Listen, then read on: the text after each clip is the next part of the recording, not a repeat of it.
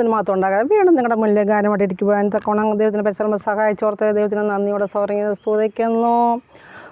കഴിഞ്ഞ അങ്ങ് ശനിയാഴ്ച ഇതുപോലെ വീഡിയോ ഒക്കെ ചെയ്ത് കഴിഞ്ഞ് ഞാനിതുപോലെ 10:10 ഞാൻ കിടക്കാൻ പോയി. അത് ഞാനിങ്ങനെ ബെഡിലിങ്ങനെ ഇരിക്കുക, ചൂടൊക്കെ അല്ലയോ, ജെല്ലുമൊക്കെ തുറന്നിട്ട് ഉത്തരഗിരിയെ സിയോൻ പർവ്വതത്തിലോട്ട് ഞാൻ നോക്കിയിട്ട് ഇങ്ങനെ ഇരുന്നിട്ട് എൻ്റെ കർത്താവിനോട് ഞാനിങ്ങനെ എൻ്റെ മനസ്സിൽ മന്ത്രിച്ചു, കർത്താവേ അവിടെ നിന്ന് അനേക ഗാനങ്ങളൊക്കെ തരുന്നുണ്ട്, എനിക്കൊന്നും കംപ്ലീറ്റ് ചെയ്യാൻ കഴിയുന്നില്ല, തിരക്കുണ്ട്. അതുപോലെ തന്നെ നീ ഇങ്ങനെ 1-2 ലൈനൊക്കെ തന്നാൽ ഞാൻ എന്തോ ചെയ്യും, ഒരുപാട് ഇങ്ങനെ കിടക്കുന്നു എന്നൊക്കെ ഞാൻ എൻ്റെ ഹൃദയത്തിൽ ഇങ്ങനെ മന്ത്രിച്ചു. ഇങ്ങനെ ഇരുന്നു കർത്താവിനോട് എൻ്റെ വിഷമമൊക്കെ ഞാനിങ്ങനെ പറഞ്ഞു.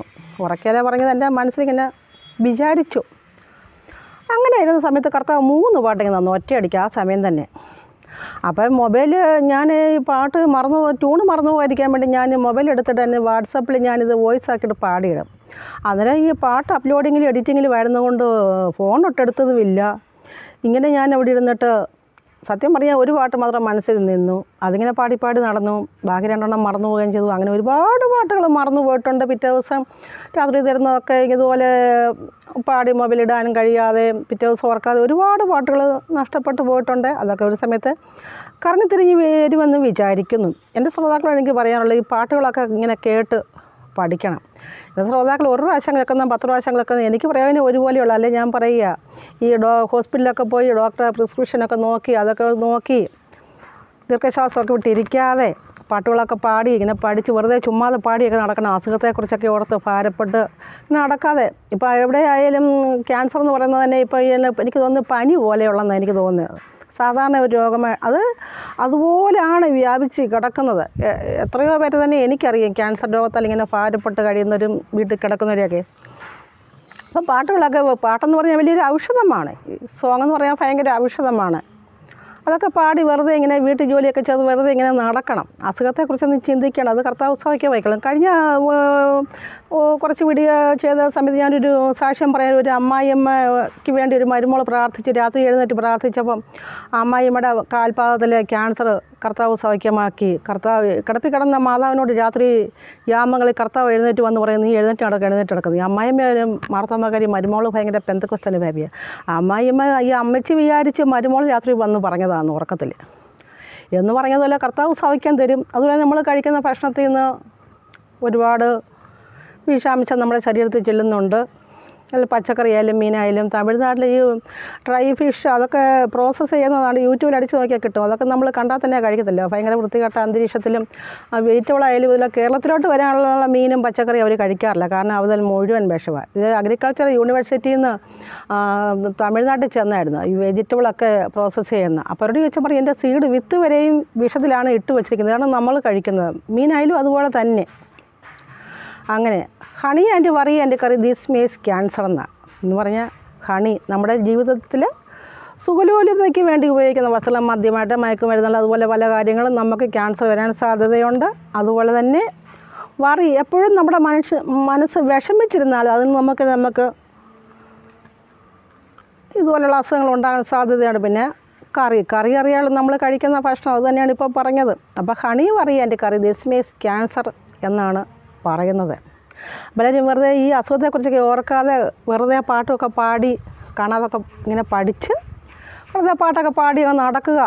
എന്നെ സംബന്ധിച്ച് എൻ്റെ അനുഭവമെന്ന് പറയുന്നത് ഞാനിങ്ങനെ മരുന്നൊന്നും കഴിക്കാറുമില്ല, ഹോസ്പിറ്റലിൽ പോകാറില്ല. 1-2 പ്രാവശ്യം ഞാൻ ഹോസ്പിറ്റലിൽ പോയപ്പം ഞാൻ കാണാൻ ഡോക്ടർ ഇല്ല. അതുകൊണ്ട് ഞാൻ പിന്നെ മെനക്കെട്ട് ക്യൂ നിൽക്കാൻ ഇന്നുവരെയും പോയിട്ടുമില്ല.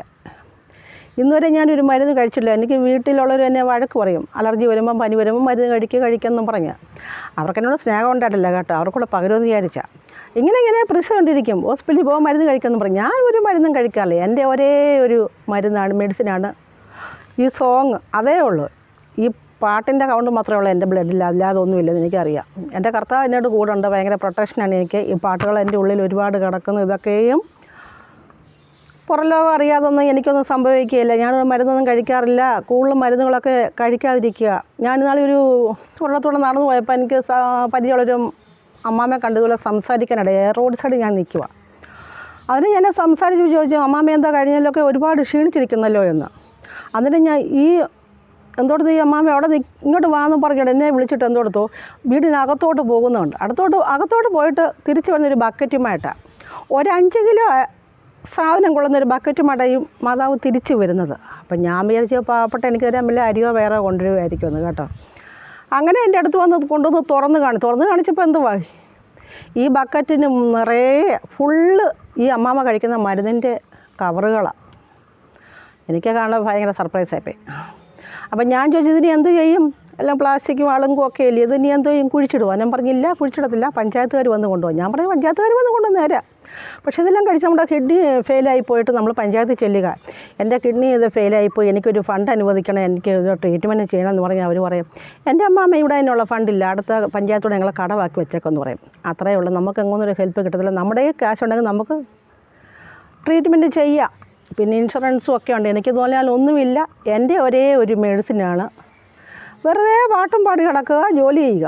അടുക്കള നിൽക്കുമ്പം രാവിലെ സത്യം പറഞ്ഞാൽ രാവിലെ തൊട്ട് ഉച്ച വരെ കിച്ചണിൽ നിൽക്കുമ്പോഴാണ് ഈ പാട്ട് പാടുക, ജോലി ചെയ്യുക.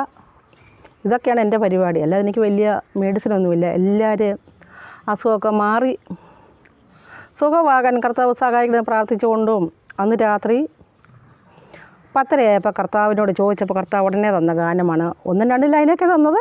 ഞാനൊന്ന് ചുമ്മാ തട്ടിക്കൂടിയെടുത്തു. നമുക്ക് കേൾക്കാം. ആകാശവും ഭൂമിയെ സൃഷ്ടിച്ചത് സർവ്വജാലം സൃഷ്ടിച്ച നാഥന് അതിരുകളില്ലാതെ സ്നേഹിക്കുന്ന ദൈവം. അതാണ് ഇതിൻ്റെ സ്റ്റാർട്ടിങ്. അപ്പം നമുക്ക് കേൾക്കാം. Let's get this video.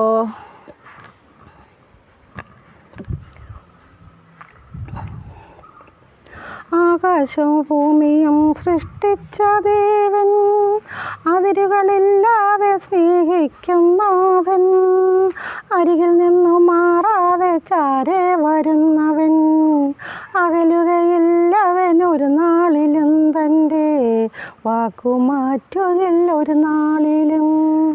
ആകാശവും ഭൂമിയും സൃഷ്ടിച്ച ദേവൻ, അതിരുകളില്ലാതെ സ്നേഹിക്കുന്നവൻ, അരികിൽ നിന്നു മാറാതെ ചാരെ വരുന്നവൻ, അകലുകയില്ലവൻ ഒരു നാളിലും, തൻ്റെ വാക്കുമാറ്റുകില്ല ഒരു നാളിലും. വിശ്രമ നാട്ടിൽ നമ്മൾ എത്തും വരെയും വൈഷമ്യം കൂടാതെ കാത്തിടും അവൻ. വിശ്രമ നാട്ടിൽ നമ്മൾ എത്തും വരെയും വൈഷമ്യം കൂടാതെ കാത്തിടും നമ്മെ, വാനോളം എത്തിക്കും നമ്മെ, വഴുതി വീഴാതെ കരങ്ങളാൽ താങ്ങും. വാനോളം എത്തിക്കും നമ്മെ, വഴുതി വീഴാതെ കരങ്ങളാൽ താങ്ങും. ആകാശം ഭൂമിയും സൃഷ്ടിച്ച ദേവൻ, അതിരുകളില്ലാതെ സ്നേഹിക്കുന്നവൻ, അരികിൽ നിന്നു മാറാതെ ചാരെ വരുന്നവൻ, അകലുകയില്ലവൻ ഒരു നാളിലും, തൻ്റെ വാക്കുമാറ്റുകില്ല ഒരു നാളിലും. ആകാശം ഭൂമിയും സൃഷ്ടിച്ച ദേവൻ, അതിരുകളില്ലാതെ സ്നേഹിക്കുന്നവൻ, അരികിൽ നിന്നു മാറാതെ ചാരെ വരുന്നവൻ, അകലുകയില്ലവൻ ഒരു നാളിലും, തൻ്റെ വാക്കുമാറ്റുകില്ല ഒരു നാളിലും. ആകാശഭൂമിയും അവൻ തൻ്റെ വേല, അവയെല്ലാം നശിക്കും, അവനോ നിലനിൽക്കും. ആകാശഭൂമിയും അവൻ തൻ്റെ വേല, അവയോ നശിക്കും, അവനോ നിലനിൽക്കും. വസ്ത്രം മാറിപ്പോകും പോലെ മാറിപ്പോകും അവന്, വസ്ത്രം മാറിപ്പോകും പോലെ മാറിപ്പോകും, ഉടുപ്പ് പോലെ ചുരുട്ടി മടക്കിയെടുക്കും.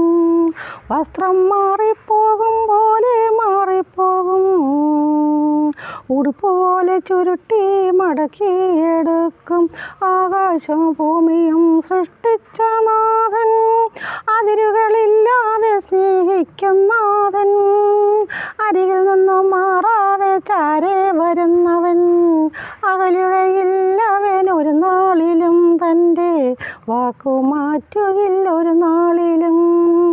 ആകാശം ഭൂമിയും സൃഷ്ടിച്ച ദേവൻ, അതിരുകളില്ലാതെ സ്നേഹിക്കുന്നവൻ, അരികിൽ നിന്നു മാറാതെ ചാരെ വരുന്നവൻ, അകലുകയില്ലവൻ ഒരു നാൾ വാക്കുമാറ്റുകില്ല